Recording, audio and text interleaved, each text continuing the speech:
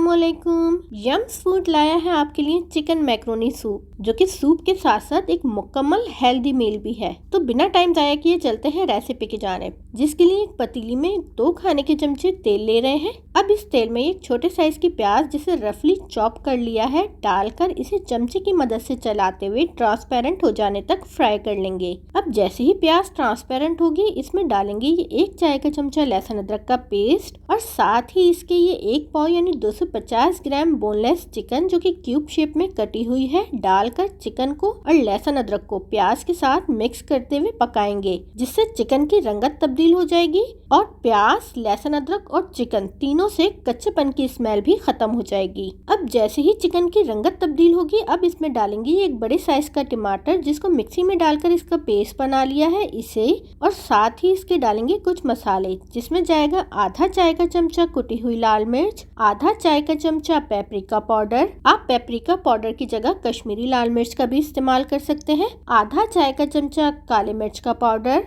आधा चाय का चमचा सफेद मिर्च का पाउडर और 1 चाय का चमचा या हस्बे ज़ौक़ नमक डालकर इन तमाम मसालों को टमाटर के पेस्ट और चिकन के साथ मिक्स करते हुए भून लेंगे, जिससे टमाटर के पेस्ट और मसालों का कच्चापन खत्म हो जाएगा और टमाटर के पेस्ट में मौजूद पानी भी खुश्क हो जाएगा। अब जैसे ही टमाटर का पेस्ट और मसाले भुन जाएंगे तो इसमें डालेंगे ये 5 कप पानी, साथ ही इसके डालेंगे 1 चिकन का क्यूब, आप किसी भी ब्रांड का ले सकते हैं, और 1 कप मैक्रोनी आप किसी भी शेप में ले सकते हैं। अब इन तीनों अज़ा को मिक्स करते हुए इतना पकाएंगे कि डाला गया चिकन क्यूब घुल जाए और डाले गए पानी में जोश आ जाए। अब पानी में जोश आने पर पतीली को इसके ढक्कन से ढककर बिल्कुल हल्की आंच पर 10 मिनट पकाएंगे ताकि मैक्रोनी पककर नरम हो जाए और चिकन की एक अच्छी सी यखनी भी बन जाए। अब इसको पकने के लिए छोड़ते हैं और चलते हैं चिल्ली बनाने की जानिब, जिसके लिए एक बाउल में 2 खाने के चमचे कॉर्नफ्लोर लेकर इसमें आधा कप पानी डालेंगे और इसे चमचे की मदद से अच्छी तरह मिक्स कर लेंगे।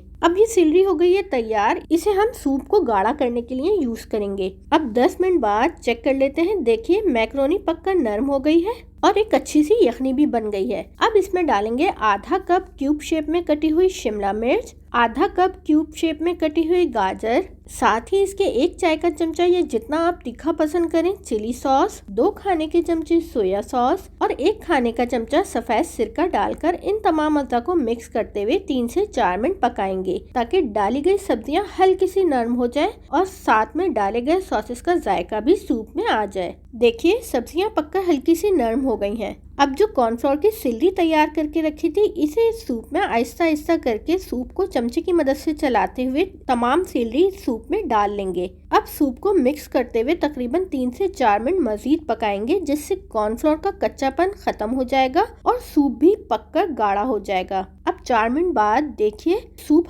पककर गाढ़ा हो गया है।